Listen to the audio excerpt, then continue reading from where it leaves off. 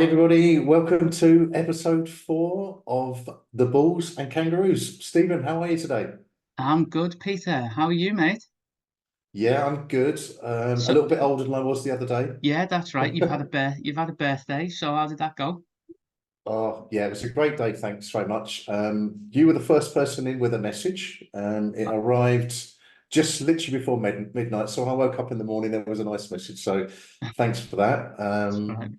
Lovely breakfast with everybody from work, lunch with one of my Dutch friends, and then out from dinner with a fellow kangaroo, one of your a friend from Australia and his wife. So a Very great good. day. Very How was good, your mate. week? Yeah, it's been okay. It's been okay. I've been preparing for a few things I've got going on, and but yeah, um, yeah, steady. Been steady week, I'd say. Yeah, Good, good, good. Yeah, because you've got a big week ahead as well, which I'm sure when we go to wrap up the show, you'll tell us more about that. So we'll keep that for the end of the show. So really, with on with what we've been doing this week is what we want to start out is like to cover with all the viewers is everything that I've been up to this week and start by showing people the next stage after we've just created the setup of the charts, but now we need to add all of those important indicators. So let's take a look at all the setups. Let's take a look at that video now. Hi everybody. Okay, you may remember in the last episode we'd actually set up our chart, and you may remember also that we'd set up our template. So what we're going to do now is we're going to start adding some indicators, and just something else actually, just as a before we get started, just as maybe a good idea is start to just maybe learn a little bit about all these different tabs. Try and just have a little look at them, understand, maybe play with them, like, putting in a vertical line, how it all works, and these types of things. And just learn, just play a little bit. You've always got that default of going back to the templates, so there's no way you can actually really completely wreck anything. And you'll start to learn some little shortcuts like right clicking, and you'll see a whole load of other things as well. But just start to familiar yourself and play with things. So just going to double click on this now to delete that. Excuse me, I've got a bit of a sore throat at the minute. So what we're going to do now is we're going to start adding indicators for the strategy that we're going to be back testing. So it's very different to the strategy that Stephen's working on. This is more of working about touches or kisses or whatever way you want to put it off moving averages. And whereas Stephen is working more on support and resistance. So in other words, some key levels here that Stephen would be looking at, he'd probably have a line somewhere here as an extreme high. I know that he would probably be looking at something here and maybe another level here, to see almost like a classic sort of like that 3-bar, what we term as a 3-bar reversal. It's amazing once you start learning these things that, sometimes they can just look difficult to see, and all of a sudden they just start jumping out off the page at you. So they're the sort of things that Stephen will be looking at, but with our strategy, we're looking at many, many different things, or completely different things, should I say. So on we go.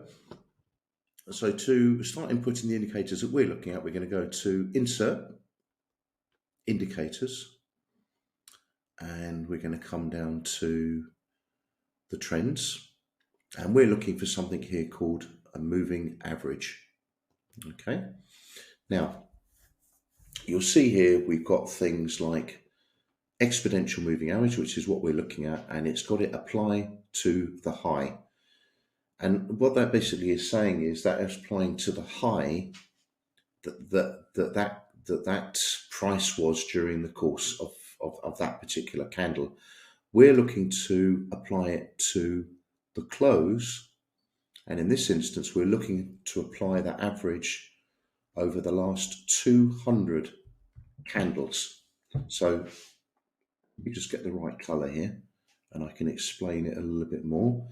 So we're going to just press, now we've got the exponentials in, we've got the period of 200, we've got it on the close, and we've got our color. And now what it's going to do, it's going to put a line onto the chart. Now this is the average price of the last 200 candles based on the closing price.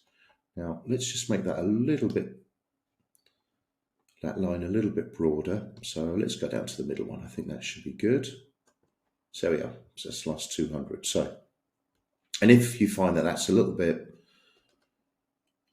large for you, you can always just come in simply and just reduce it down a little bit. Okay, this is on that second one.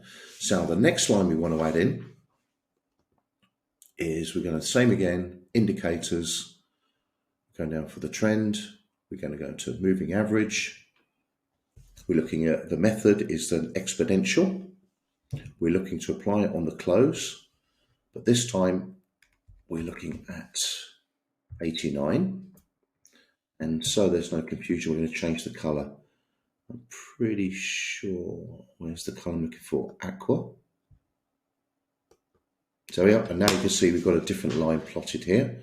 So now we have a line of 200 and we have a line of 89. Now, there's several other lines to be inserted.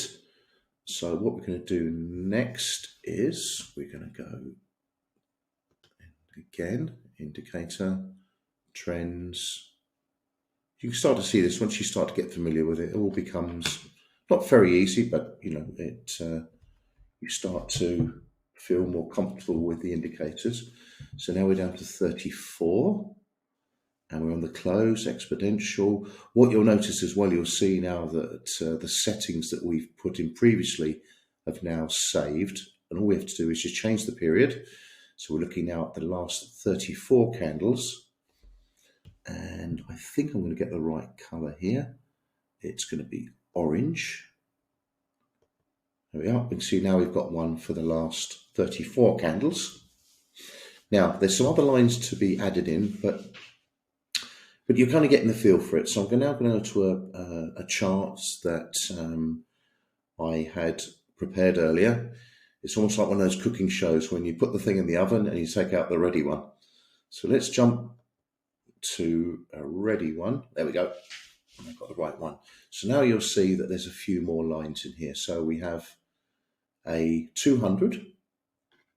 I'll go here a little bit because it's, let's see if I can find a better example that is a little bit more fanned out. No, let's see another one. There we are. This one's a good one. It makes it easy to see everything. So now we've got a line with a 200. We have the line with 89.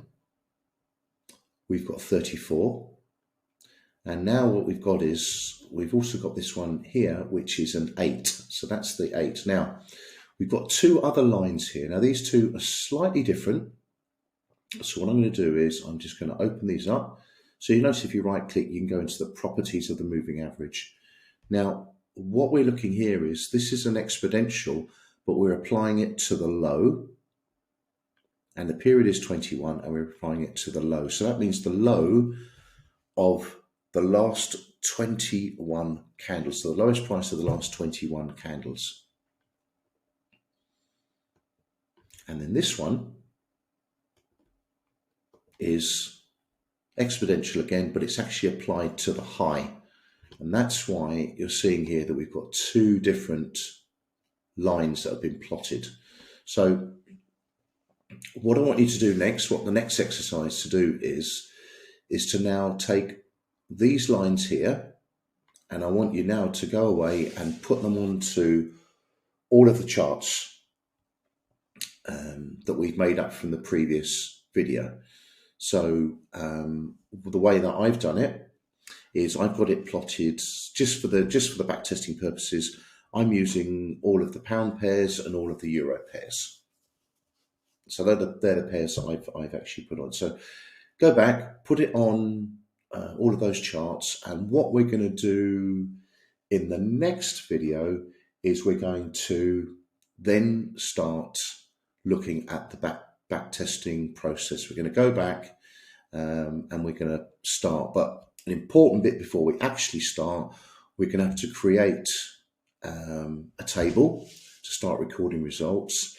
And even before that, what we have to do is we have to write out all the rules. So in the next episode, what I'm going to be covering with you is the trading rules, and we're going to run through a couple of examples so you can kind of get an idea of how the strategy works.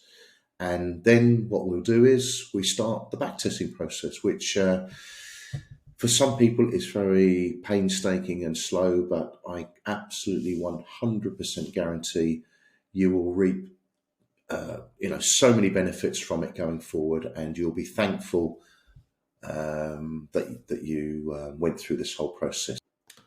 Okay, there's just one final thing that we need to do, which, apologies, I forgot to cover. I think as everybody's starting to see, we are, we're being very genuine and open about all these things. So, yeah, the one final thing that we forgot to do, I forgot to do and tell everybody, is when we've put these indicators on, we need to go to our template, because now what we've got to do, we want to save these changes. So if we go into save template, and then we go down to my templates, what we can do then is we can then just click on that, and we can press save, and then we'll ask, do we basically want to overwrite it? And we're going to say yes. So it means then is, I'm just going to get rid of this indicator here because we're not working with it.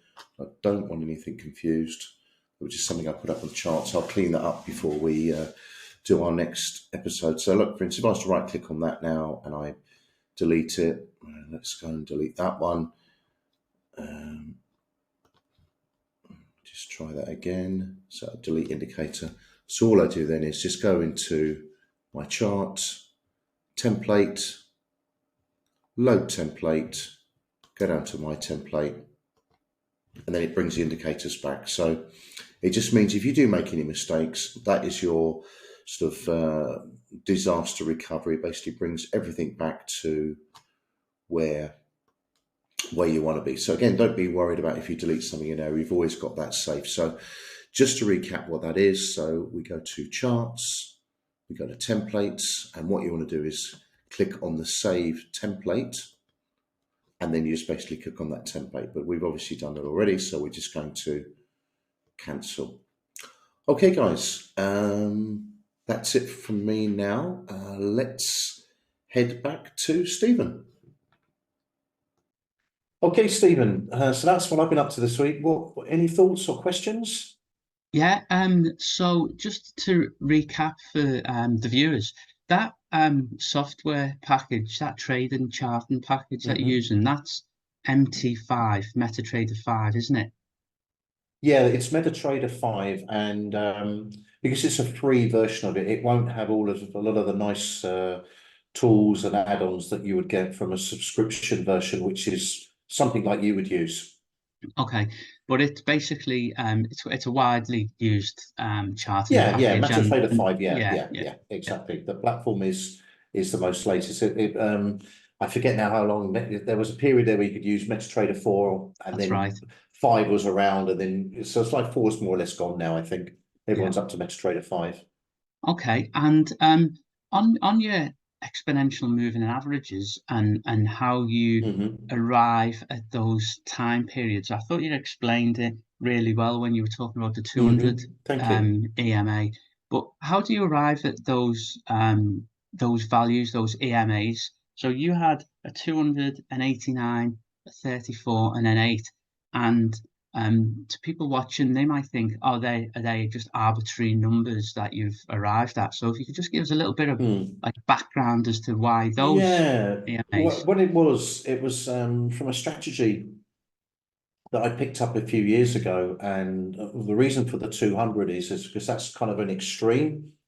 and then so they're different. They're moving at different speeds, and these are ones that were recommended on this system that I picked up.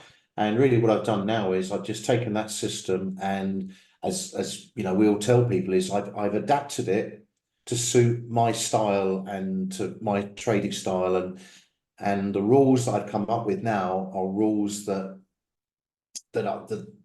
seem to work well for me, that I feel comfortable with, and rules of engagement. So I'll cover those rules in more detail on the next episode. Okay, that's lovely. So these are part of your overall strategy that you've found that gives you an edge, and you're setting it all up, and you're taking everybody through how to get it all on the chart. So that's brilliant. Exactly that. Yeah, Exactly thanks. that. Yeah. Okay, well, I think if we can move into my video now, and I can show you what I've been up to this week, and in my clip I explain what it is I'm looking at, and and then look forward to any questions you might have, Peter, when you've taken a look. Brilliant. Okay, guys, let's go and take a look at Stephen's work for the week.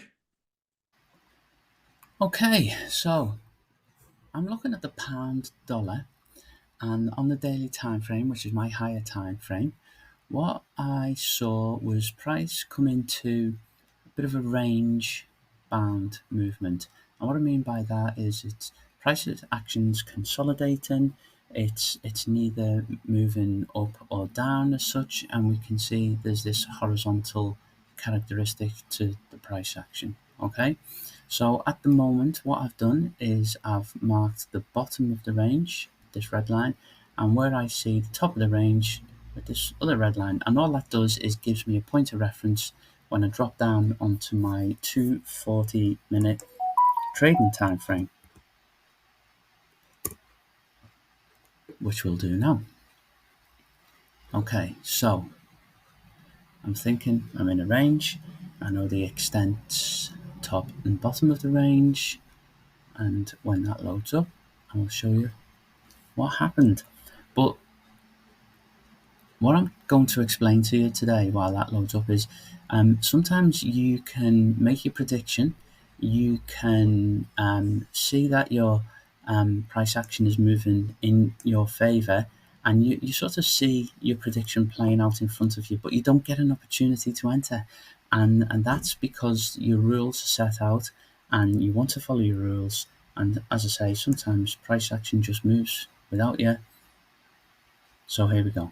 All right, so you'll see that if we zoom in, there's the bottom of the range, the top of the range I showed you on the daily time frame, and on the 240, this is what that whole range band movement looks like. So what was I looking at?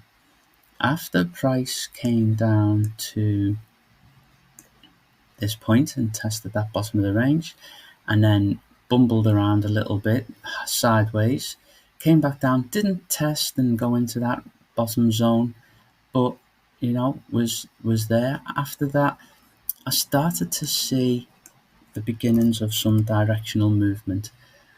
Nothing that's given me a bias as such to go one way or the other, but I'm just following it and keeping track.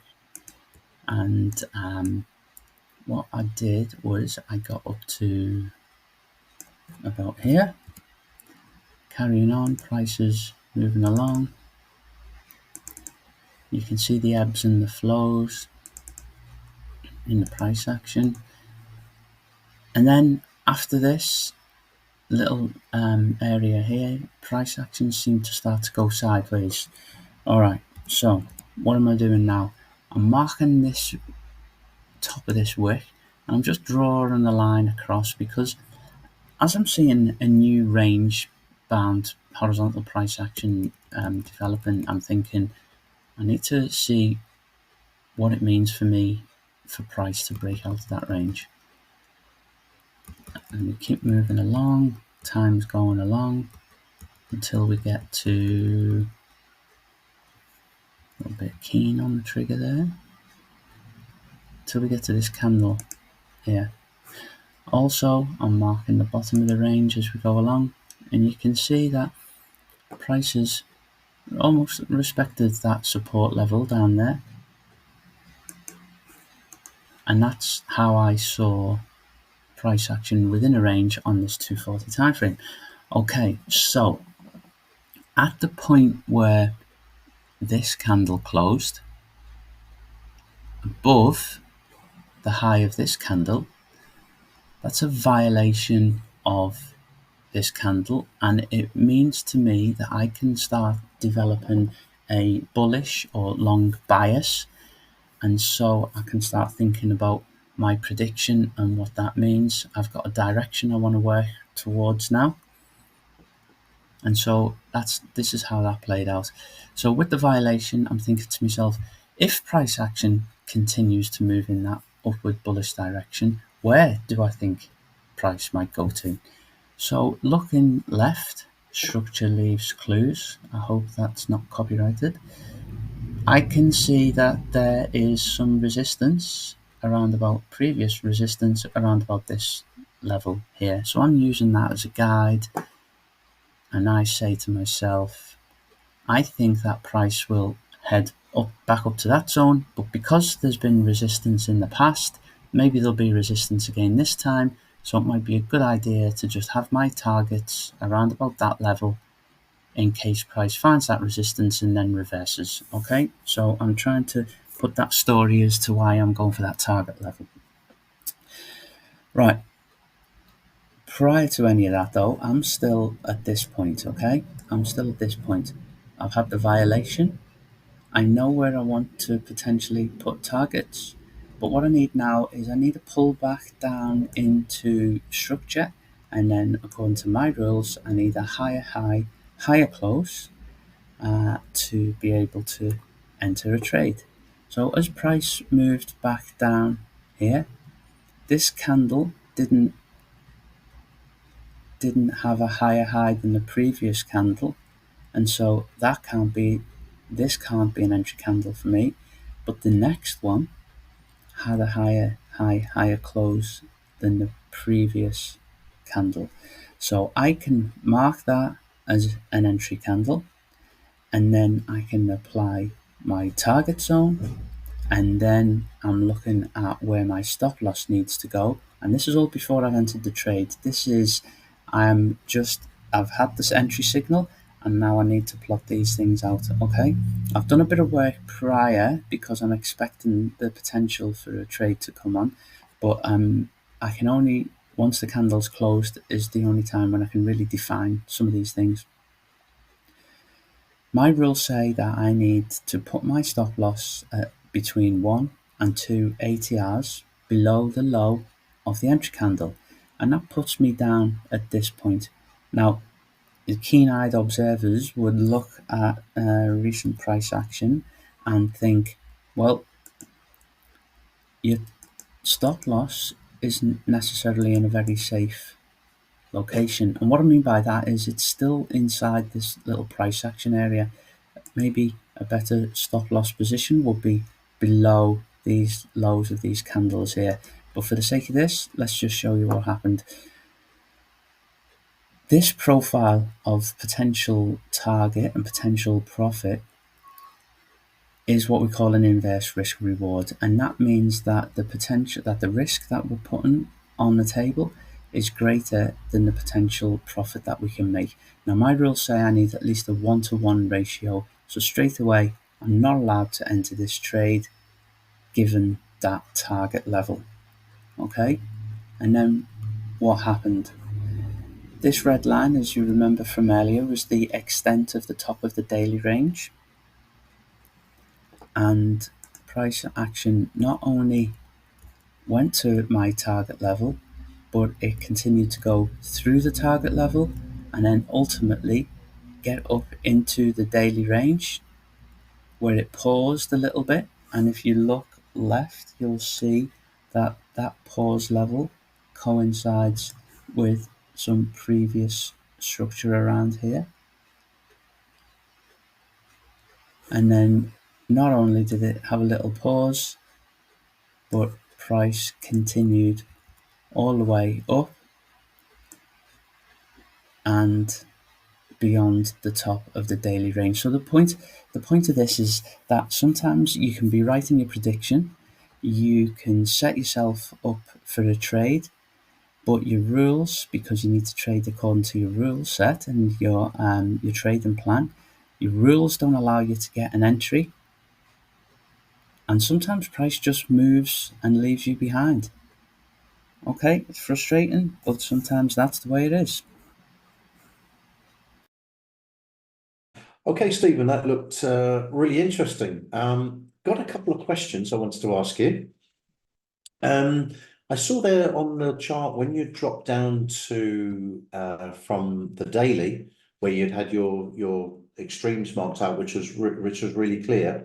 Yeah. I saw then that you in your 4 hour you added another line. What was the reason behind you adding that particular line on the I 4 hour? suppose. Yeah, thanks. I suppose when when I dropped down onto the trading time frame, I saw some directional movement, but then I just saw it starting to flatten out, just to Mm-hmm. and I would just wanted to see and mark the extent of that range that I could see on that Mm-hmm. 4 hour time frame, because then what that did is that gave me an area to look for to see whether if price was going to break up out of that range Mm-hmm. or break down below out of that Mm-hmm. range. So that was just me refining and getting a bit more focus on the trading time frame. Yeah, yeah. And the other thing there was when you actually looked at the trade, and you were saying there that your risk, you're looking at if you're risking one, your reward has to be one. And I noticed there that it was obviously it was less than a one-to-one risk versus reward. But it still went off and hit your target. What's the temptation that's stopping you from saying, well, I could have taken 0.5% because I knew it was going to go there? What stops you from doing things, taking that kind of a risk? So, well, the first thing is discipline. Mm-hmm. And that discipline, I suppose, comes out of the fact that all of the back testing that I did for that strategy was based on the premise that I had at least a 1-to-1 risk reward Mm-hmm. ratio. Now, Okay. I'm testing on that basis, and I've gone through hundreds of trades on that basis. And so the edge that I've managed to define through the back testing process, Mm-hmm. incorporates that premise of at least a 1-to-1. Mm-hmm. Mm-hmm. So if I go into a live scenario now and then I change that rule and I accept a less than 1-to-1 risk reward, I can't really I can't really tie the performance moving forward to any of the work that Mm-hmm. I've done previously in testing the strategy. I'm adding an element of a randomness or a lack of discipline and I don't know whether that approach is going to give me an edge over time. All I know is that what I've back tested and the rules I've back tested demonstrated an edge over time, and they're the rules that I must carry forward Mm-hmm. to be able to replicate, in the hope that I can replicate that edge Yeah. that I'd shown that I had. So you're right though, it can be frustrating, and when you make the prediction correctly and you can't get involved. But it's a long game, Peter, as you well know, Mm. and you just have to stick to your guns. Otherwise, the next time something comes up, you'll just think, well, maybe I won't follow my rules on this aspect. Maybe I'll just shade it a little bit this time round or Mm-hmm. bend the rules. And I Mm-hmm. think ultimately what you could end up doing is you'll undo a lot of the work that you've previously put in. So it might seem like a small thing in the moment, just to say, it'll be okay this time. But I think it's the start of a slippery slope if you're not careful. So yeah, Mm-hmm. discipline, stick to your rules. Although it can Yeah. be a little bit frustrating, mate. Yeah, you're right. Yeah, yeah, yeah. No, I suppose it's with anything. It's like, anything that revolves around staying safe. And obviously, this is you're risking.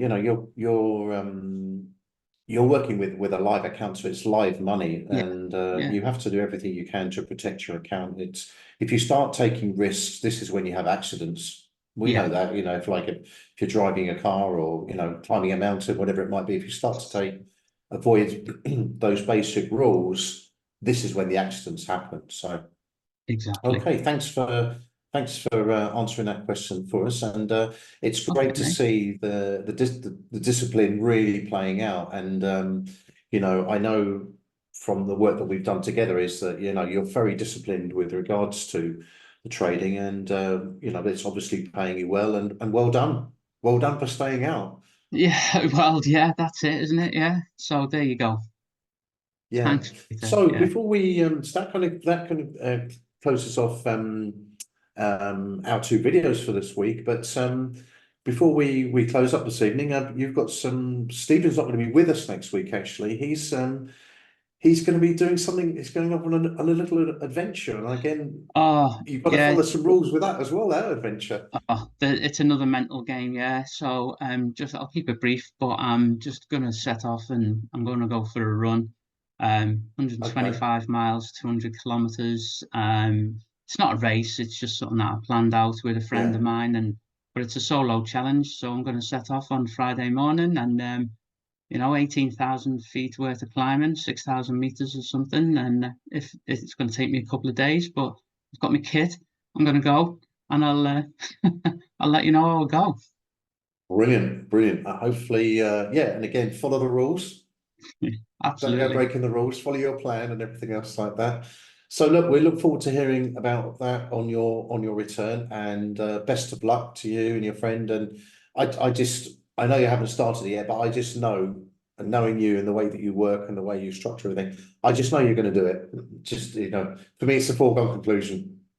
Well, we'll see. A lot can happen, mate. A lot can happen. Yeah. You'll be fine. You'll be fine. Okay, guys, on that, it's a nice way to end this week's show. So, what I want to say to everybody is we try to say to everybody every week, please be that part of that 10% that 100% trades your trading plan. Until next week, have a great week and see you all soon. See you later, Stephen. See ya. Thanks, Take care, Peter. buddy. Bye bye.